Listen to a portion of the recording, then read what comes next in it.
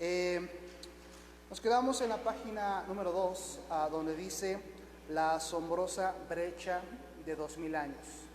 La asombrosa brecha de 2000 años.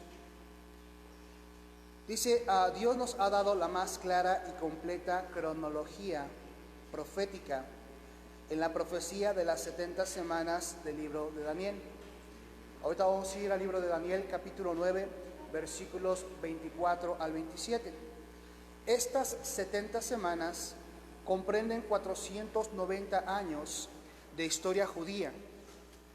Cada semana, como lo explicaba, lo enseñaba la semana pasada, es un periodo de 7 años, un periodo de 7 años. Las primeras 69 semanas, que vienen siendo 483 años, ya se han cumplido en la historia. La última semana, que es conocida como la semana número 70 de Daniel, es un periodo de 7 años que aún no ha sucedido en la historia. Y esta es conocida también como el periodo de los 7 años de la gran tribulación. Después de las primeras 69 semanas, el Mesías fue quitado, el Mesías se le quitó la vida y después resucita al tercer día. Y la era de la iglesia comienza a 53 días después. La semana 70 de Daniel no comenzará hasta que se realice el pacto o el tratado entre el anticristo e Israel, de acuerdo a Daniel 9:27. Vamos a ir al libro de Daniel, capítulo 9, para poder leer esta profecía acerca de las 70 semanas. La semana pasada también veíamos algo de esto, pero vamos a retomar.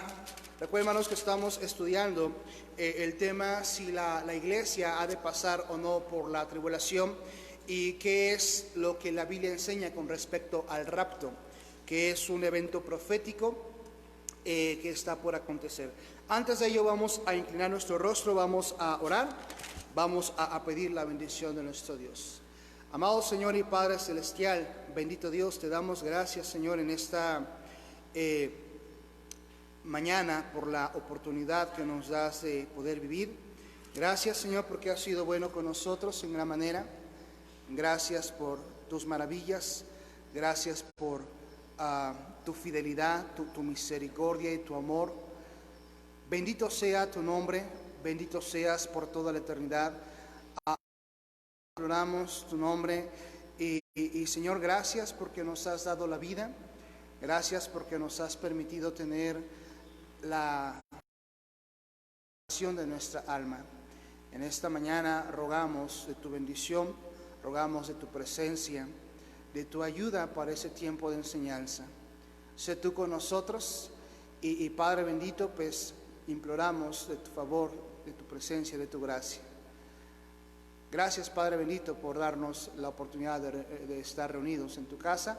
Te pido por los hermanos que están en casa viendo la transmisión de este mensaje, que también des a ellos atención, que quites toda distracción y que, Padre, pues que solemnemente podamos tomar este tiempo para poder escuchar la enseñanza de tu palabra.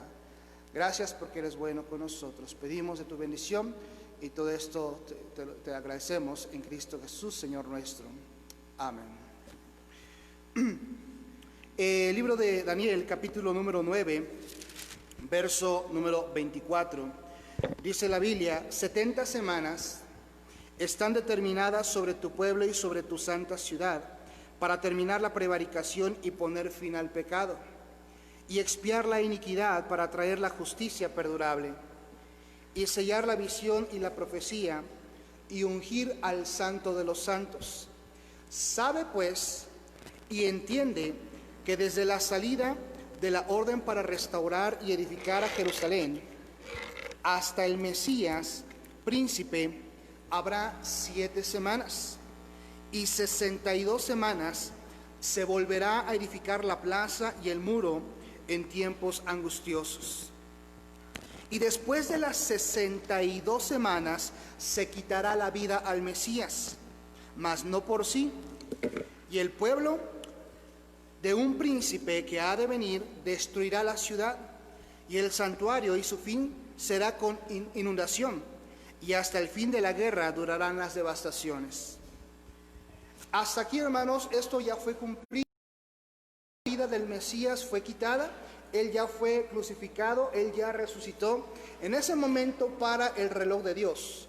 El tiempo de Dios es detenido en el momento que Cristo es crucificado, porque dice que se le quitará la vida al Mesías. En ese momento se detiene y hasta la fecha no se ha cumplido aún la semana, los últimos de lo que es la gran tribulación. Como decía, hay varias corrientes. Hay algunos que creen que la tribulación ya está viviéndose. Hay quienes creen que la iglesia estará la mitad de la tribulación. Hay quienes pensamos y creemos que la iglesia no estará dentro de lo que es la gran tribulación. Pero ¿qué es la gran tribulación? ¿Qué es el rapto? Es lo que vamos a ir estudiando poco a poco en las siguientes semanas. Versículo 27, y eso es lo que está por cumplirse. Dice, y por otra semana confirmará el pacto con muchos. Y a la mitad de la semana, o sea, 3 años y medio después, recuerden, cada semana es un periodo de 7 años. Y a la mitad de la semana hará cesar el sacrificio y la ofrenda. Eso quiere decir que durante la tribulación el templo va a ser erigido otra vez. Se va a levantar el templo de Jerusalén. Y se va a volver a ofrecer sacrificios. Va a haber una vez más sacrificio de animales, de expiación. El pueblo judío va a regresar a los holocaustos. Y dice que 3 años y medio después de este último periodo, o sea, a la mitad de la semana, dice que hará cesar el sacrificio y la ofrenda. En ese momento el anticristo va a comenzar a perseguir al pueblo de Israel. Y va a comenzar a perseguir a aquellos religiosos o aquellos que se le opongan durante esta segunda mitad de la gran tribulación, que es cuando vendrá guerra, es cuando vendrá persecución, es cuando vendrá muerte, cual nunca ha sido y cual nunca probablemente volverá a ser. Se va a detener entonces el sacrificio y la ofrenda. Dice, después con la muchedumbre de las abominaciones vendrá el desolador, se refiere al anticristo. Hasta que venga la consumación y lo que está determinado se derrame sobre el desolador. Está también refiriéndose a que el anticristo va a ser juzgado y pues junto con Satanás, Satanás será atado durante 1000 años y será apresado Satanás, y el anticristo y el falso profeta, o la bestia, perdón, pues serán lanzados al lago de fuego, irán al infierno. Continuamos con la lección. Dice, la edad de la iglesia comenzó el día de Pentecostés.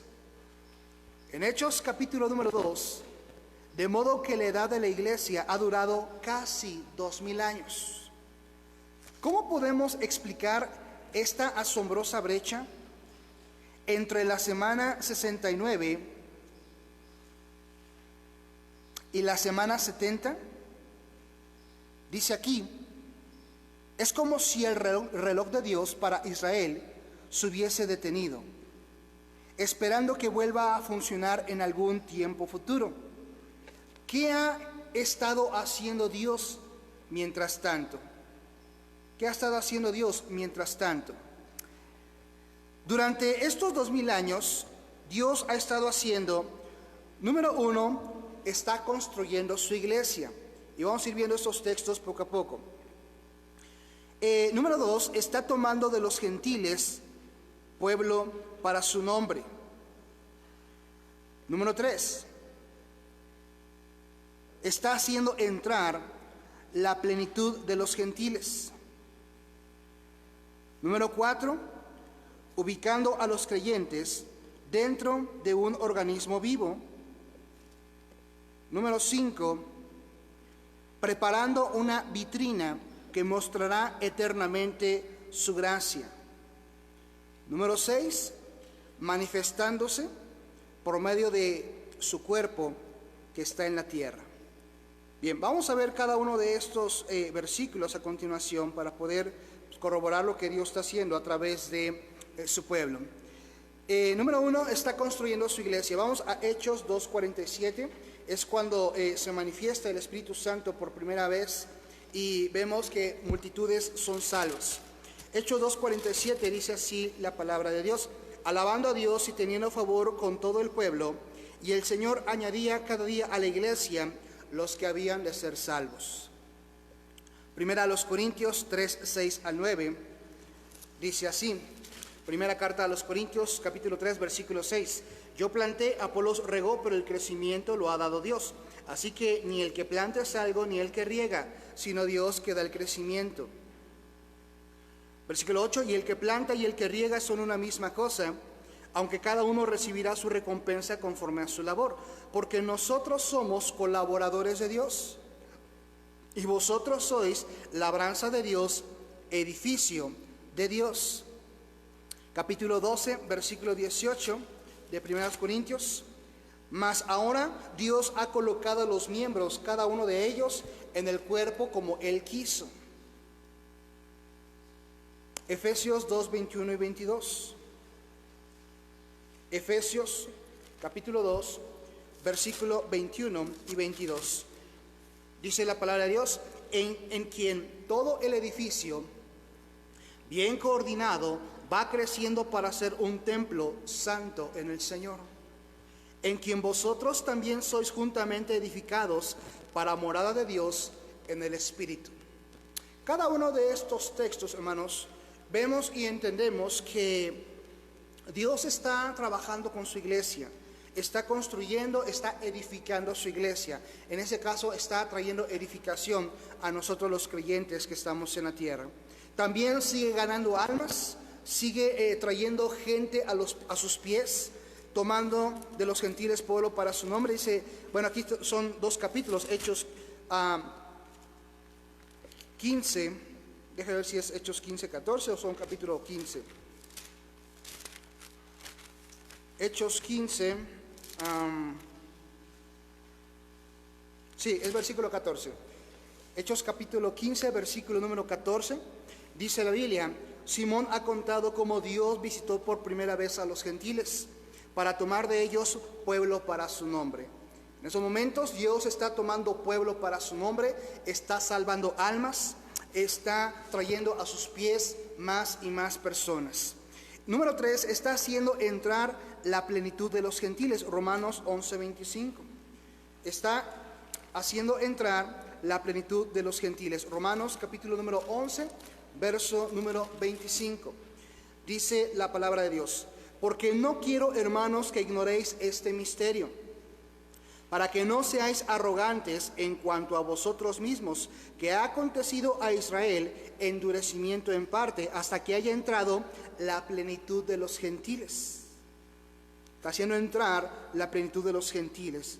Es algo así como bendecir, tal vez a hacer crecer al pueblo de Dios, el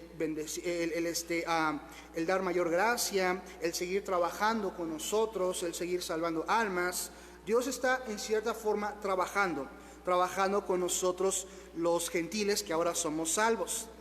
Porque dice que Israel ha sido endurecido, y es lo que hoy día vemos. El pueblo judío ha negado al Mesías, está endurecido en su corazón, no quiere aceptar a Cristo como el Mesías, como el Redentor, como el Salvador. Ha sido endurecido mientras Dios sigue trabajando con nosotros los gentiles. Entonces, pues demos gracias a Dios que a Dios ha usado este endurecimiento, más bien está usando ese tiempo de endurecimiento del pueblo judío para seguir trabajando con nosotros.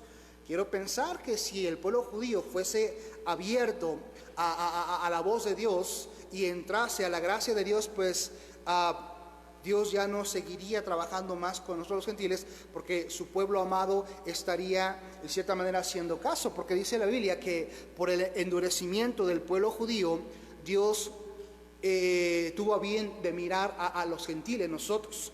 Pero fue gracias al endurecimiento, al rechazo del pueblo judío, que Dios se apiadó y Dios volteó y Dios miró a nosotros los gentiles. Entonces, si el pueblo judío voltease y mirase a Dios, probablemente ya no habría mayor gracia para con nosotros los gentiles, porque el pueblo amado de Dios estaría buscándole, siguiéndole y amándole.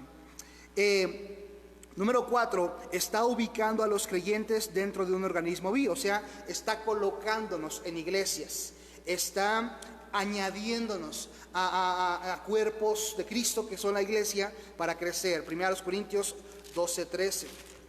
Primera carta a los Corintios, capítulo 12, versículo 13.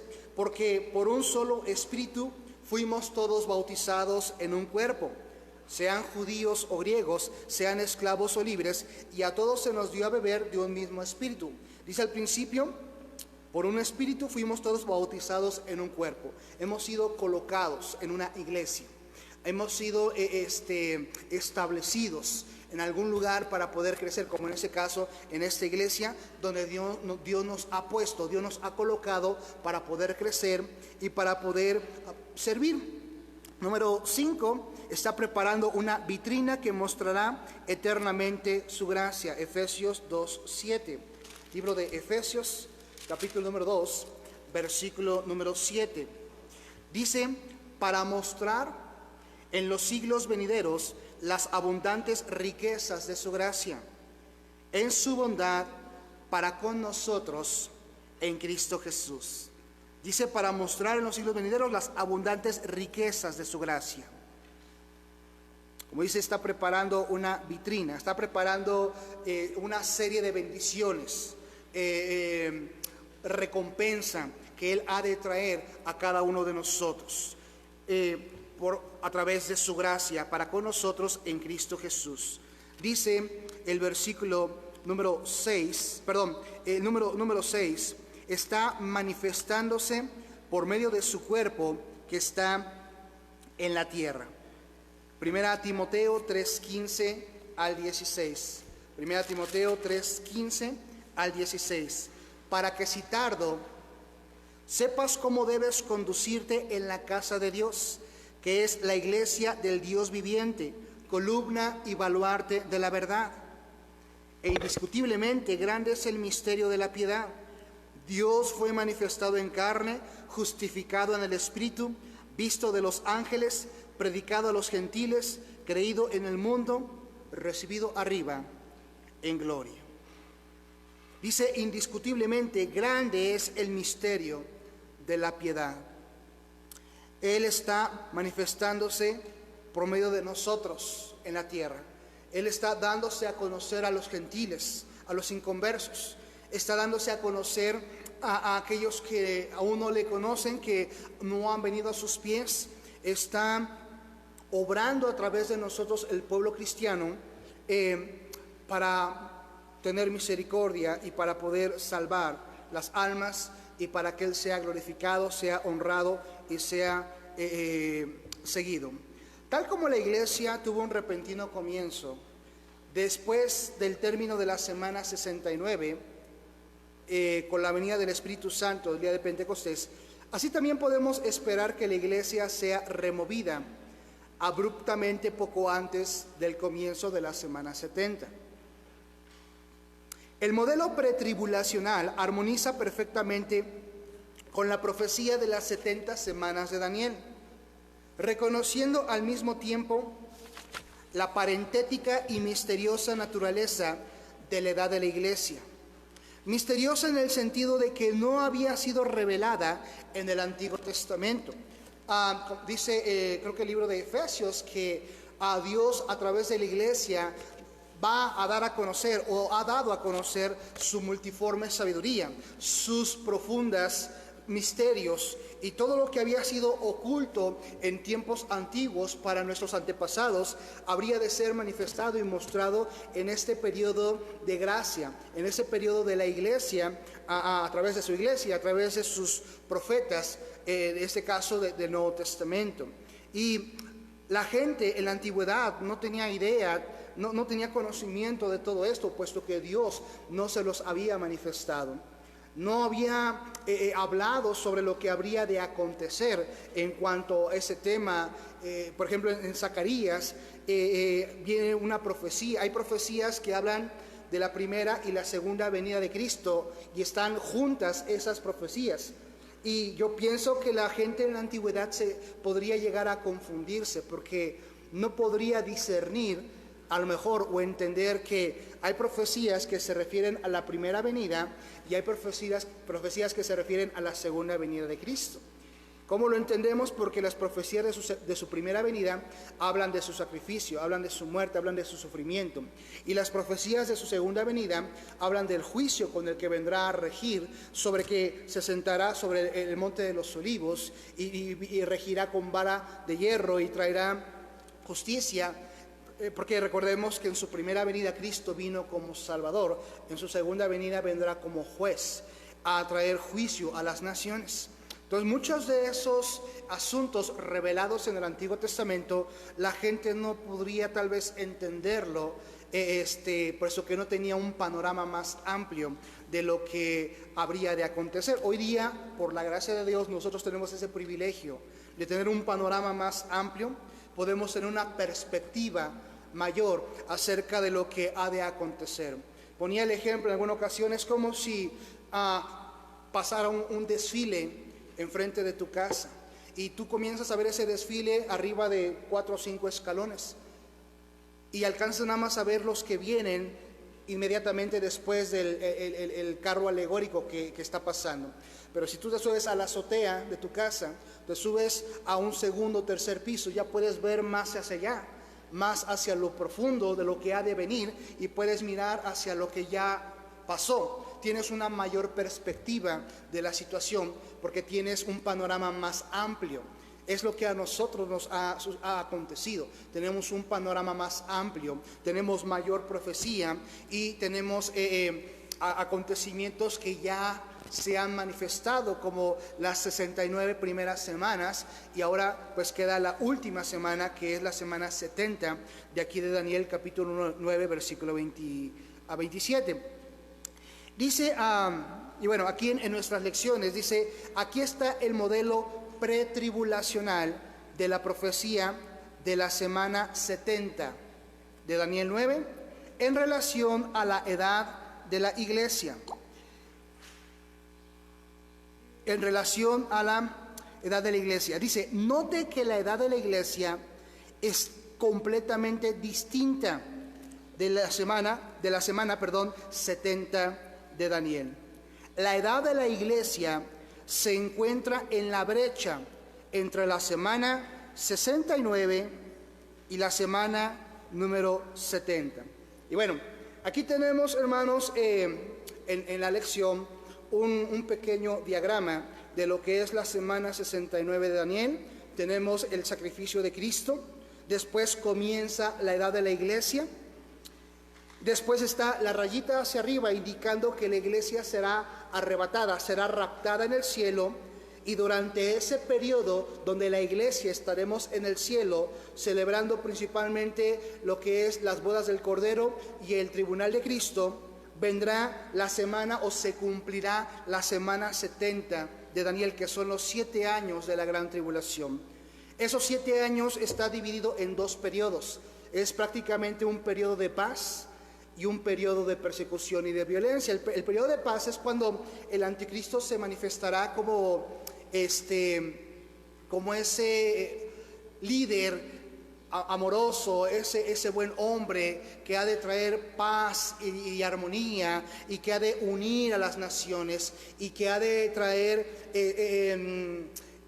cesarán las guerras y cesarán las hambres, y va a hacer muchas cosas buenas para que la gente comience a creer en Él, comience a adorarle, comience a reverenciarle. En cierta forma, pues el anticristo también va a eliminar las religiones. Él va a ser la religión. Algo así como hoy día podemos ver en Corea, ¿no? Donde la gente tiene al presidente de Corea como casi un dios y lo adora y le siguen como una deidad. Algo similar va a suceder, pero a nivel mundial.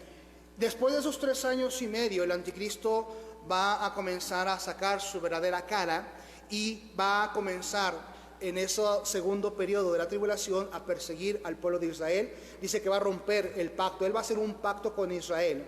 Él va a hacer un pacto. El pueblo de Israel también le va a creer, le va a seguir durante esos primeros 3 años y medio.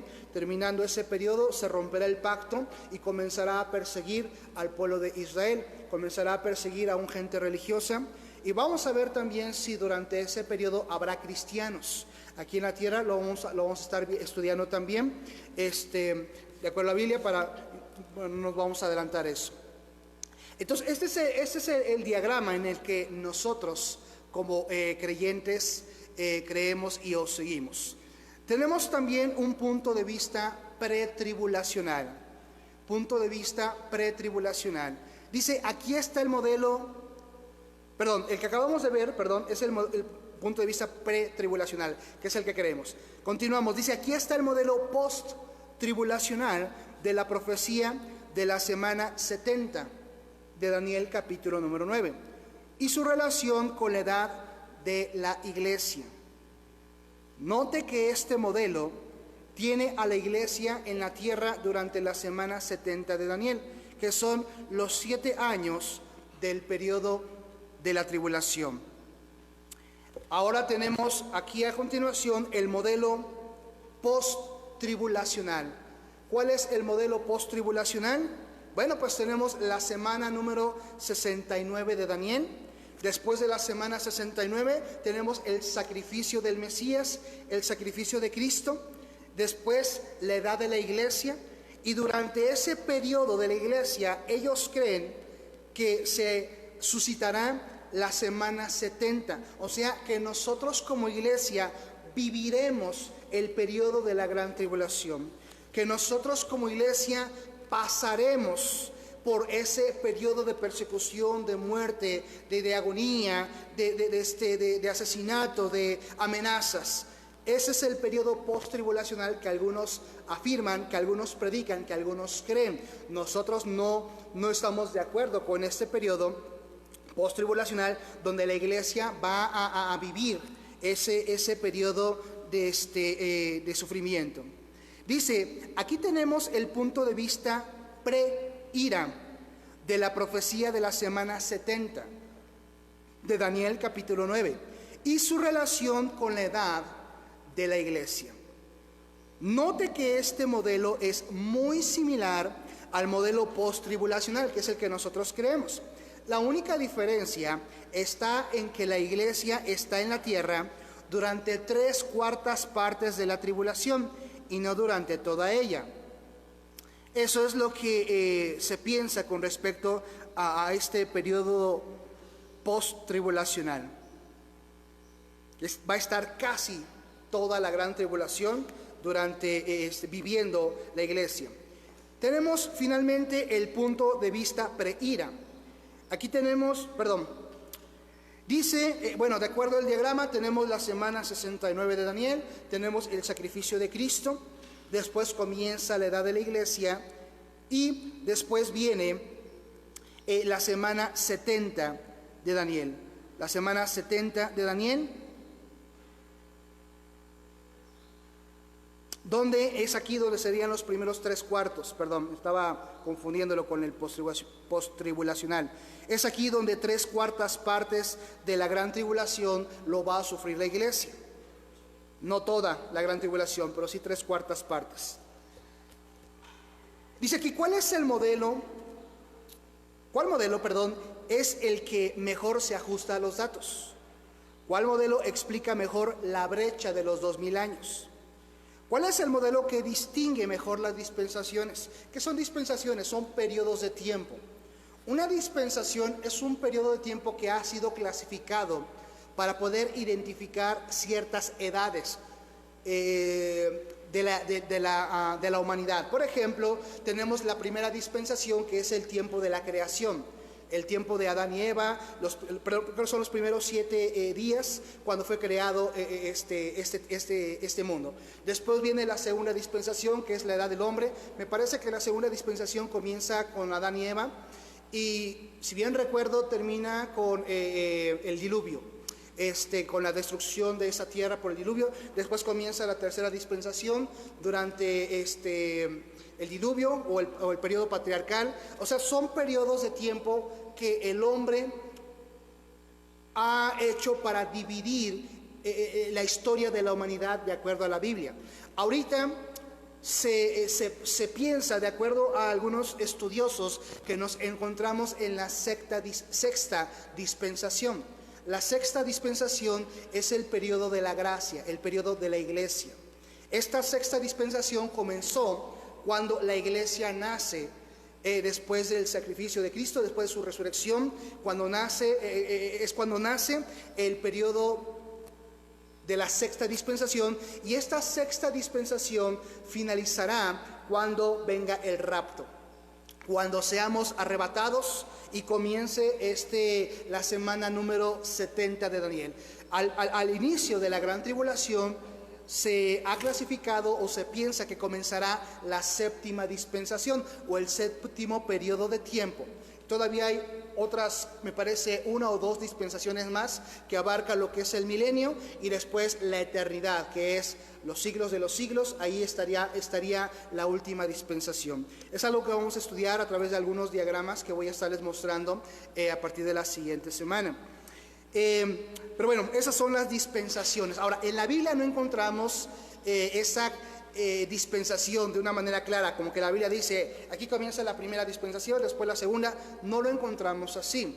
Pero de acuerdo a lo que se ha estudiado, se ha clasificado la humanidad a través de estas dispensaciones para poder entender un poquito mejor la historia del hombre desde el punto de vista bíblico. Continuamos, dice aquí, una esperanza consoladora. Sin duda la Escritura presenta el rapto de la iglesia como una esperanza consoladora y animadora. Vamos a Juan capítulo número 14, versículo número 1. Libro de Juan, capítulo número 14, versículo número 1. Dice: no se turbe vuestro corazón, creéis en Dios, creed también en mí. Está Cristo animando, diciendo, no se preocupe. Primera a los Tesalonicenses 4:18. Primera carta a los Tesalonicenses, capítulo número 4, verso número 18. Por tanto, alentaos los unos a los otros con estas palabras. La gloriosa realidad que espera a aquellos creyentes que estén vivos y queden hasta la venida del Señor es que no dormiremos. Bien, vamos ahora, estas palabras que acabamos de leer de primera a los Tesalonicenses son palabras de aliento del apóstol Pablo para con los creyentes que hemos perdido familiares salvos, que hemos perdido conocidos creyentes en Cristo. Y son palabras esperanzadoras en las cuales nosotros podremos ver a nuestros seres queridos en el cielo, si ellos fueron verdaderamente salvos. Vamos a 1 Corintios capítulo número 15.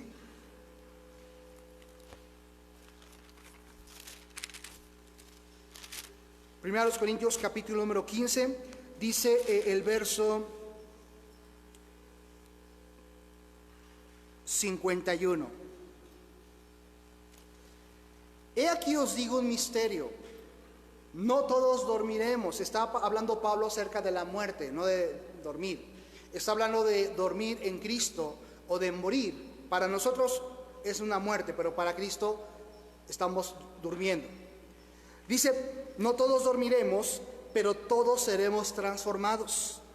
En un momento, en un abrir y cerrar de ojos, a la final trompeta, porque se tocará la trompeta y los muertos serán resucitados incorruptibles y nosotros seremos transformados.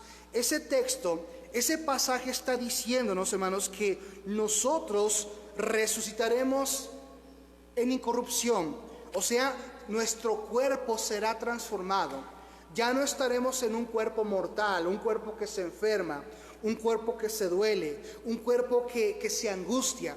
Nuestro cuerpo va a ser transformado en un cuerpo perfecto, un cuerpo impecable, un cuerpo que ya no estará sujeto a las leyes de esta tierra, a las leyes de vida de esta tierra o de este mundo. Dice que nuestro cuerpo será transformado y resucitaremos incorruptibles, o sea, sin pecado, sin defecto, sin daño, y nosotros seremos transformados. Porque es necesario, dice que esto corruptible, se refiere a su cuerpo, está hablando de su cuerpo, que esto corruptible se haya vestido de incorrupción, y esto mortal, está una vez más refiriéndose a su cuerpo, se haya vestido de inmortalidad. Entonces se cumplirá la palabra que está escrita: sorbida es la muerte con victoria. ¿Dónde está, oh muerte, tu aguijón? Y es cuando podremos decir nosotros: ¿dónde está, oh muerte, tu aguijón? Como diciendo: ya no tienes potestad sobre mi cuerpo, tú ya no me puedes matar, ya no puedes destruirme, ya no puedes llevarme a la tumba. Es lo que está diciendo aquí Pablo. Y el poder del pecado, ¿dónde, oh sepulcro, tu victoria? Como diciendo, como burlando: a ver, tu tumba, ¿dónde está tu victoria? Donde me tenías en la tumba, y no podía yo ser levantado de esa tumba. Ya que el aguijón de la muerte es el pecado. O sea, nosotros morimos por causa del pecado. Dice en Romanos 3:23: por cuanto todos pecaron y están destituidos de la gloria de Dios. Y también la palabra de Dios nos dice que por causa del pecado nosotros morimos. No estamos hablando de una muerte física inmediata, está hablando de una muerte espiritual. Ahora, físicamente también estamos muriendo. Cada día que pasa, envejecemos, células de nuestro cuerpo mueren, neuronas de nuestro cuerpo mueren, nos cansamos más. Poco a poco nuestro cuerpo se debilita y poco a poco estamos muriendo físicamente. Pero principalmente habla de la muerte espiritual. Todos morimos el momento que fuimos concebidos en pecado o que entendimos lo que es el pecado. Entonces el pecado es lo que ha traído esa muerte a nuestra vida, tanto espiritual como física. No hemos de dormir. Entonces dice: ya que el aguijón de la muerte es el pecado y el poder del pecado la ley. Mas gracias sean dadas a Dios, que nos da la victoria por medio de nuestro Señor Jesucristo. Si tú has confiado en Cristo como tu Salvador, verdaderamente has de ser resucitado en el día postrero. Si tú has permitido que Cristo venga verdaderamente a tu corazón como tu único y suficiente Salvador, si tú has recibido a la persona de Jesús, has creído exclusivamente en Él como tu Señor y Salvador, te has arrepentido sinceramente de tu vida de maldad, de pecado, has volcado tu vida para seguirle, entonces tú tienes la promesa en la palabra de Dios que no has de sufrir esa segunda muerte, que no has de pasar por ese periodo de tribulación, y lo vamos a ir estudiando poco a poco. Si la iglesia, dice aquí, estuviera destinada a pasar por la tribulación o la gran tribulación, estas palabras serían de poco consuelo. Los santos de la tribulación no tienen la alegre esperanza de estar vivos hasta la venida del Señor y estar exentos de la muerte física. Pues, ¿qué esperanza habría en nosotros si lo que nos espera es sufrimiento? Si lo que nos espera es muerte, persecución, si lo que nos espera son amenazas, ¿qué esperanza tendríamos nosotros de seguir, de vivir? Es lo que está diciendo. Preservar en Cristo en ese día puede significar muchas veces el martirio. Mucha gente ha de ser martirizada durante el periodo de la gran tribulación. Ahora vamos a ver aquí algunos textos, que es Apocalipsis 7:14, 13:15 y 20:4. Apocalipsis 7:14 dice así la palabra de Dios. Yo le dije: Señor, tú lo sabes. Y él me dijo: estos son los que han salido de la gran tribulación y han lavado sus ropas y las han emblanquecido de la sangre del Cordero. Habrá gente que será salva durante el periodo de la gran tribulación. Habrá gente que sí creerá y sí seguirá a Cristo, pero serán muy pocos, porque va a haber una persecución tremenda. Va a haber asesinatos, va a haber destrucción, va a haber mucha deshumanización, Y está aquí ensalzando o está reconociendo a aquellos que permanecerán, aquellos que se mantendrán firmes durante el periodo de la tribulación. Y es como una recompensa a su fe, como una recompensa a al poder mantenerse firmes durante el periodo de la tribulación. Muchos de estos serán decapitados, muchos de estos morirán por su fe, muchos de estos sufrirán dolor, sufrirán persecución, muerte, serán avergonzados, van a padecer de una manera increíble y tremenda. Y aquí está reconociendo a estos que estarán o serán salvos durante el periodo de la gran tribulación. El capítulo 13, versículo número 15.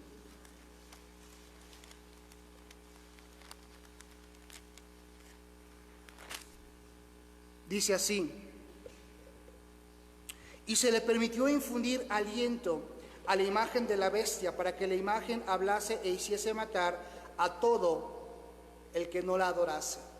Eso es lo que va a suceder. Literalmente el ídolo del anticristo, una figura probablemente de sí mismo, va a cobrar vida. Imagínense lo que va a hacer eso. Una estatua va a cobrar vida. Y esta misma estatua va a destruir y a matar a todo aquel que no le adore. Me recuerdo de la historia de los amigos de Daniel, cuando ellos no quisieron postrarse ante la estatua que Nabucodonosor erigió. Ahora, en ese caso, la gracia de Dios los libró y no murieron, pero durante este periodo sí van a morir. Todos los que no adoren esa imagen, los que no se postren, serán matados. Y habrá muchos que se mantendrán firmes y no van a adorar esta imagen de la bestia. Capítulo 20, versículo 4. Por eso, preservar en Cristo durante el periodo de la gran tribulación va a significar la muerte y el martirio para muchos que sean salvos durante ese periodo. Y vi tronos, y se sentaron sobre ellos los que recibieron facultad de juzgar, y vi las almas de los decapitados por causa del testimonio de Jesús y por la palabra de Dios, los que no habían adorado a la bestia ni a su imagen. Mira, aquí está diciendo, van a ser decapitados. Yo no creo que sean decapitados sin antes ser torturados. Yo pienso que muchos de estos hombres y mujeres van a sufrir vergüenza, tal vez van a ser desnudados, van a ser ultrajados, van a burlarse de sus familias, y después de hacerles sufrir, como sucedió o ya ha sucedido en periodos de la Inquisición, en periodos de persecución, van a ser decapitados. Dice, y que no recibieron la marca en sus frentes ni en sus manos, y vivieron y reinaron con Cristo 1000 años. Aquí está la recompensa para aquellos que se mantendrán firmes durante el periodo de la gran tribulación. Serán salvos y estarán gobernando con Cristo durante ese periodo de 1000 años. Esto no significa que los santos de la tribulación estarán sin consuelo. Ya lo acabamos de ver. La alentadora promesa que el Señor da a los creyentes de la tribulación es esta: bienaventurados los muertos que mueren en el Señor. Vamos a Apocalipsis 14:13 para poder leer el texto. Apocalipsis 14:13. Dice, y oí una voz, que desde el cielo me decía, escribe, bienaventurados de aquí en adelante los muertos que mueren en el Señor. Sí, dice el Espíritu, descansarán de sus trabajos, porque sus obras con ellos siguen. Dice, bienaventurados los muertos que mueren en Cristo. Aquí están los muertos que han descansado en Cristo y que serán recompensados. De modo que los santos de la tribulación no están sin esperanza. Sin embargo, el consuelo que el Señor les da es de diferente naturaleza que en el presente. En la gran tribulación Dios va a confortar a aquellos que enfrenten una muerte inminente.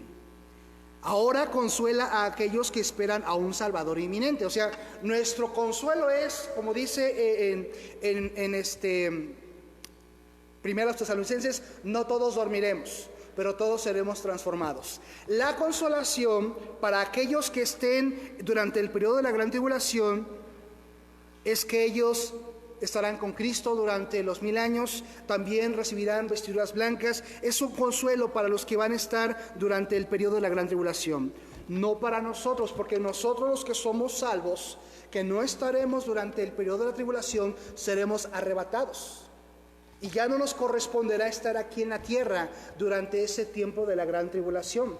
De acuerdo a lo que dice en Primera a los Tesalonicenses, que los muertos en Cristo seremos resucitados y también los que estén vivos en ese momento serán llevados por el Señor, que recibiremos al Señor en el aire.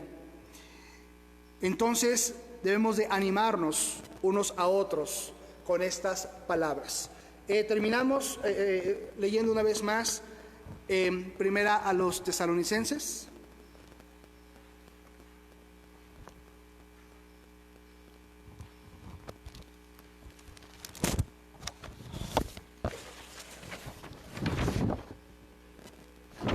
Capítulo número 4,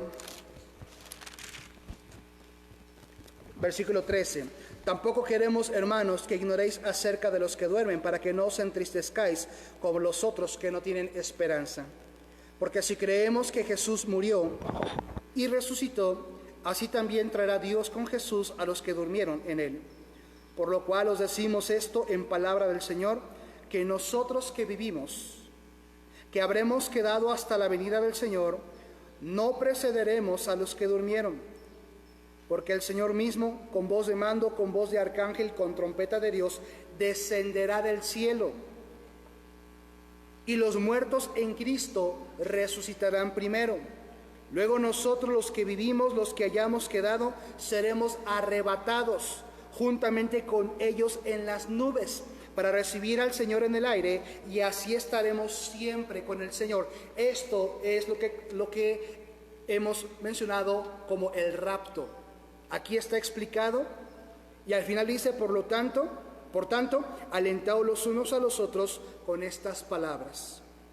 Aquí tenemos, hermanos, explicado qué es el rapto, qué será el rapto, y a quién acontecerá el rapto, que es a los cristianos, ya sea que estés vivo y Cristo venga por ti, o que mueras y Cristo te resucite de tu tumba para que estés ante su presencia. Ahora, esta no es la segunda venida de Cristo, no nos confundamos.